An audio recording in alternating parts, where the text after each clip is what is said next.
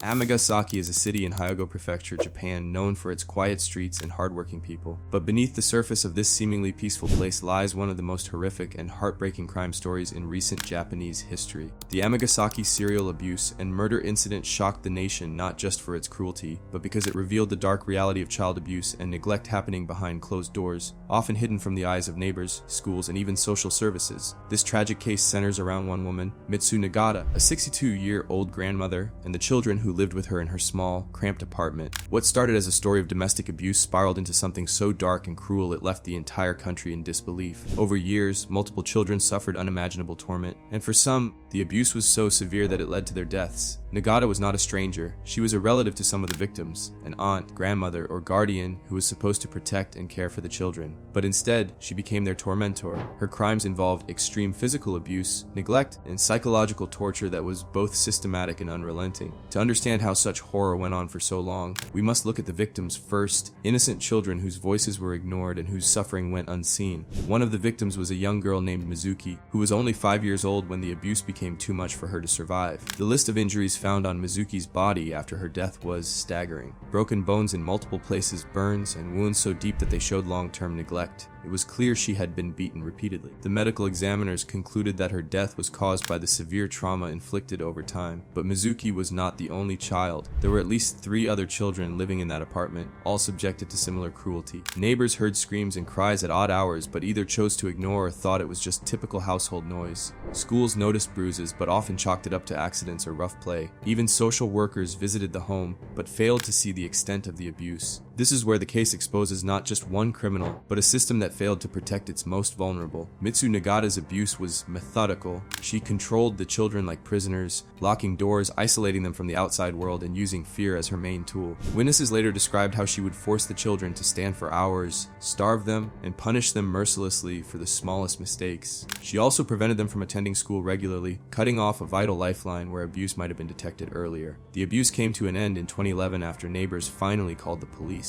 The children were found in horrific condition, malnourished, bruised, and terrified. Mizuki was already dead by then, but the other children were taken to hospitals for treatment. When Nagata was arrested, she showed no remorse. Instead, she blamed the children for their own suffering, a chilling example of how deeply twisted her mindset was. The trial was a national spectacle. Prosecutors brought forward medical reports, eyewitness testimonies, and disturbing photographs that revealed the true horror of Nagata's actions. The court heard how she had repeatedly beaten the children with sticks, burned them with cigarettes, and forced them into cruel punishments. The judge described the abuse as merciless, relentless, and beyond comprehension. In 2013, Nagata was sentenced to life imprisonment for multiple counts of murder and child abuse. But the story does not end with the sentence. The Amagasaki case sparked a nationwide debate about child welfare in Japan. It raised urgent questions. How could such extreme abuse go unnoticed for so long? How could social services fail these children when there were warning signs? And what could be done to prevent similar tragedies? One major problem highlighted was the lack of communication between schools, social workers, and police. In many cases, reports of suspected abuse were not taken seriously enough or were lost in bureaucratic delays. Additionally, cultural attitudes in Japan around family privacy and shame meant that many abused children remained silent, fearing punishment or rejection. The system was fragmented, and that gap left children like Mizuki vulnerable. After the case reforms were introduced, child welfare laws were strengthened. More training was given to teachers and social workers on recognizing abuse signs. Hotlines were established to allow anonymous reporting.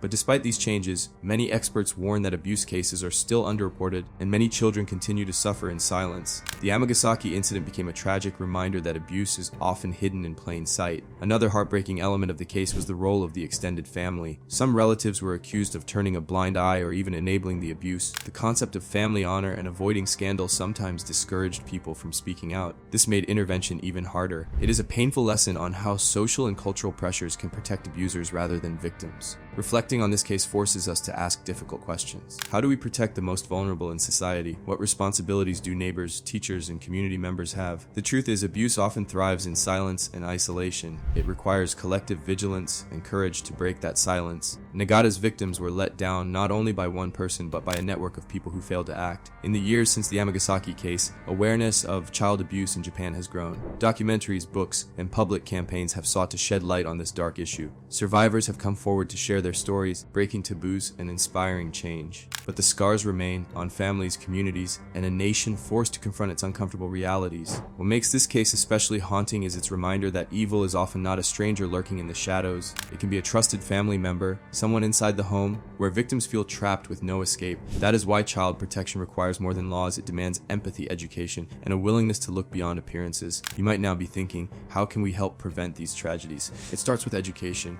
Parents, teachers, and community leaders must learn to recognize signs of abuse and understand how to respond appropriately. Children need safe spaces where they can speak freely, and society as a whole must reject silence and stigma around domestic violence. Neighbors and bystanders also play a critical role. In many abuse cases, someone close to the victims suspected something was wrong, but did not intervene out of fear or uncertainty. Speaking up can save lives. Calling authorities or child protection services may feel difficult, but it is necessary. This case also highlights the importance of mental health support for both victims and perpetrators. Many abusers are themselves victims of trauma or untreated mental illness. Providing early intervention and counseling can break cycles of violence before they escalate. The Amagasaki serial abuse and murder incident is a sobering story, one that reminds us of the fragile lives behind closed doors and the urgent need to protect children everywhere. It is a painful chapter in Japan's history, but also a call to action, because every child deserves safety, love, and a chance at life free from fear. If you are still here, thank you for listening to this difficult story. Remember, crime stories are not just entertainment, they are lessons from real people and real pain.